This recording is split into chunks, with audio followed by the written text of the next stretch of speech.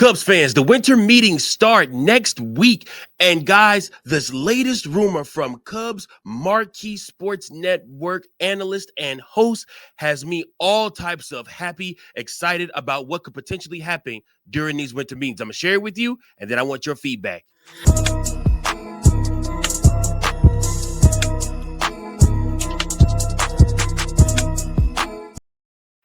What's going on, everybody? Welcome to Chicago Cubs Central. It's your boy, Mike Jones, back again with another episode of Chicago Cubs Central, your number one spot for all things Chicago Cubs. Thanks so much for tuning in, guys. This latest rumor, this latest talk has me super excited for what could potentially happen during the winter meetings or after the winter meetings for the Chicago Cubs. Now, we all know that the Chicago Cubs do need to replace the bat of one Kyle Tucker. Nobody expects the Chicago Cubs to re-sign Kyle Tucker back to a deal. He's pretty much gone.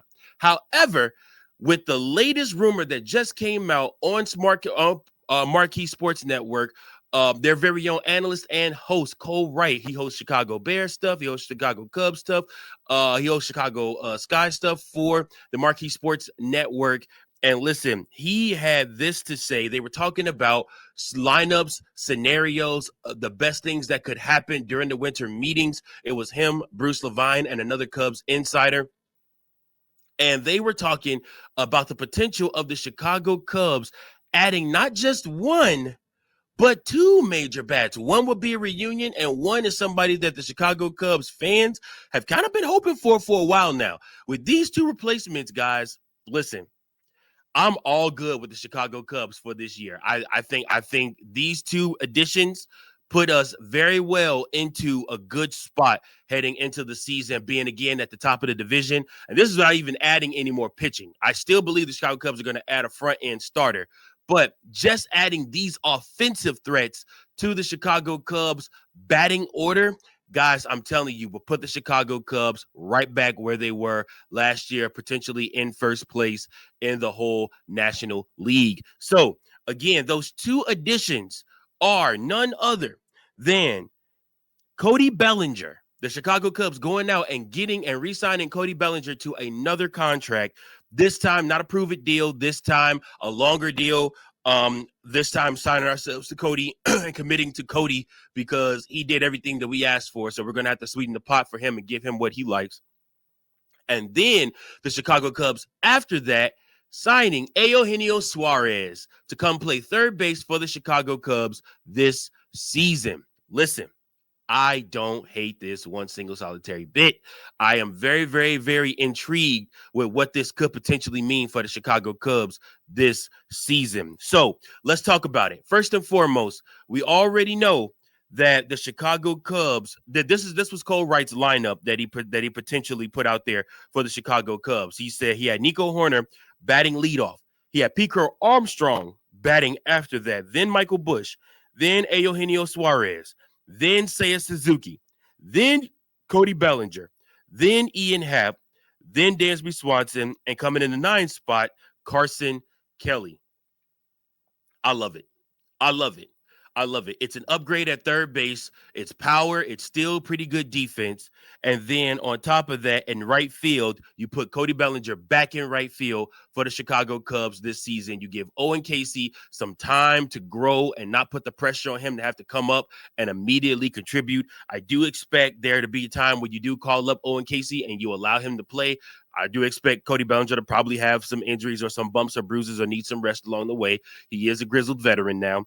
And I expect Matt Shaw to come off the bench for the Chicago Cubs and help third base defensively when the Chicago Cubs are in close games. I love this 2026 Cubs lineup. I love everything about it. I love having Pico Armstrong hit second. I love putting Michael Busch in that third hole spot. Eugenio Suárez coming in after him. You got a bunch of contact guys before you get your big bats. Eugenio Suárez, and then Seiya Suzuki hitting after him takes a lot of the pressure off of him. Honestly, you'll see the best out of Dansby Swanson and Ian Happ coming out of that 8 and 7 hole spot. I love these additions. If the Chicago Cubs were able to make these additions, I would say that this offseason was a success. Signing Cody Bellinger and then signing Eugenio Suárez, I think would be a huge success for the Chicago Cubs. I think that adding these two bats would work so well for the Chicago Cubs. It adds lineup balance and adds about 35 to 45 plus combined home run potential for the Chicago Cubs. Both hitters pull the ball well into the wind, assisted bleachers. So you understand that both these guys can hit at Wrigley. And the way Wrigley Field has played, you're going to need some guys that can actually hit at Wrigley. And it also adds protection for hitters like Dansby Swanson and Ian Happ, who go through these slumps where they just can't hit the freaking ball. I'm telling you guys, I think that this brings so much to the Chicago Cubs lineup, and it offers you an opportunity to win in multiple different ways. You got guys that are contact hitters, such as your Nico Horners, such as your Michael Bushes, such as, your Ian Happ and Dansby Swanson, and even Carson Kelly. And then you got your power guys, your P. Kerr Armstrongs, your Seiya Suzuki, your Cody Bellinger, your Eugenio Suárez. I would love to have this be our starting lineup for the Chicago Cubs in 2026. And it is very possible. That's one thing that I want you guys to know about this. We're going to talk about contracts here in a minute, but this isn't beyond the comprehension of what the Chicago Cubs could potentially accomplish during these winter meetings or during this winter. This lineup is very much accomplishable. This is something that they can do. They can attain these contracts and get these guys. This isn't pie in the sky. So I don't want you guys to think that, oh man, he's just talking shit for, views or anything like that. The reason I pulled this, when I watched this, I was like, I got to talk about it on the show because I was listening to those guys, and this very much sounds attainable. Just adding those two pieces to the Chicago Cubs batting order this year takes so much pressure and evens out the lineup so much for the Chicago Cubs. I like it a lot. So Bellinger brings left-handed power, postseason pedigree, and defensive flexibility to float between first base and center field if needed. Don't forget, like I said, those games you don't necessarily maybe feel comfortable having Michael Busch play first. You got Cody Bellinger. You can put him at first. You can put Seiya Suzuki out there right field. Or Michael Busch needs a day. He's been struggling. Put Cody Bellinger at first, and then put Seiya Suzuki in right field, move Eugenio Suárez to DH, and put Matt Shaw at third base. There's the flexibility that adding these two pieces gives you in your order and will give tools to Craig Counsell to be able to succeed on a day in, day out basis. You can't help but love it. I love it. Suárez, meanwhile, is a pure right-handed pop hitter. He hits the ball hard. He lifts the ball, and he brings that classic middle-of-the-order intimidation factor. Now, why is this important? This is important because last year, Seiya Suzuki, hitting in front of Kyle Tucker and behind Kyle Tucker, had his best offensive season as a member of the Major League Baseball League. So, listen, when you look at that, getting somebody like Gino that can cause Seiya Suzuki, have an effect on Seiya Suzuki, have an effect on Michael Busch, hitting in front of him, hitting behind him. It will allow teams and pitchers to have to game plan around Eugenio Suárez, especially at Wrigley Field where he is dominant. He's going to play half his games at Wrigley. I love it because he's dominant at Wrigley. He's had more multi-game home runs at Wrigley, I think, than anywhere else in his career. So you bring somebody like that and say, hey, kid, you're going to play half your games here at Wrigley. I think he signed up for it every single day of the week. I think he knows what he can do at Wrigley Field, and I think he's one of the only ones that can dominate. Him and Kyle Schwarber are probably two of the only free agent hitting pieces that you know for sure are going to come to Wrigley Field and dominate if given the chance. That the wind won't necessarily have a factor on those guys. For some reason, they're just able to hit there. Win, no win. They just do. So when you look at these, you say to yourself, like, damn, man, adding these guys could potentially propel the Chicago Cubs even further than they went last year. I like it. I like it a lot. So if the Cubs want to solve their four-hole question, two power bats targeting opposite sides of the plate would absolutely take care of those issues. So listen, man, I love it. But again, y'all, it's going to cost, as everything in this league does. It does cost. What is it going to take to re-sign Cody Bellinger and bring him back to Chicago? Well, he likely wants a multi-year commitment this time. Projected range anywhere between 3 to 6 years. And his AAV estimates around 18 million to 28 million per year. So total, he could land around 70 million to 140 million, depending on the years and demand. So getting somebody like Cody Bellinger is probably going to cost you around $80 million a year. You're probably going to, I would not hesitate to offer Cody Bellinger an $80 million deal for 4 years. I think that that's right around the range where he needs to be. I think that's right around the range where the Chicago Cubs still have flexibility to go out and add pitching. They also have the flexibility to go and get somebody like Eugenio Suárez and bring him to the Chicago Cubs as well. So again, what would it cost to bring Eugenio Suárez? Well, again, you really want Eugenio Suárez for his bat. His defense questions at third base are there, but that's why you have Matt Shaw. You have Eugenio Suárez for maybe innings 1 through 5, 1 through 6. If he's having a good day and nobody's hitting his way in that hot corner, then just leave him out there. But if you do need to make a switch, you can obviously switch and move him over either. You could bring him to the bench and then put in Matt Shaw, who you know is going to give you great output at third base. And it takes pressure off Matt Shaw. I know everybody wants to believe in these kids. They want to believe in Moises Ballesteros. They want to believe in Owen Casey. They want to believe in Matt Shaw. And they want to see these kids play. And I do too. However, the Chicago Cubs have signaled that they want to go all in, and they want to go even further than just making the postseason or even winning a wild card series. They want to play in the show of shows. They want to play in the World Series. In order to do that, you got to add pieces like Suárez, like Bellinger. Those are battle-tested guys. Both of these guys have played in the World Series.